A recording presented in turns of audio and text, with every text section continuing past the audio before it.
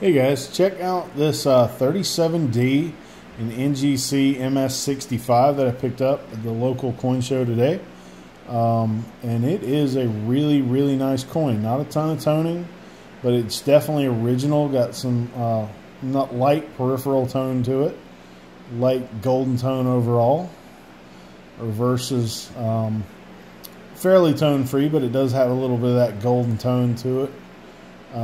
But yeah, 30s mint marked coin in a gem, and it wasn't unobtainable, which is kind of rare because usually anything in the 30s with a mint mark and it hits a 65, they kind of just take off in price. And I was glad to pick this one up. So yeah, if you'd like to see more, if you'd like to see the rest of my pickups, make sure you hit that link or the pinned video in the description below. Thanks for watching.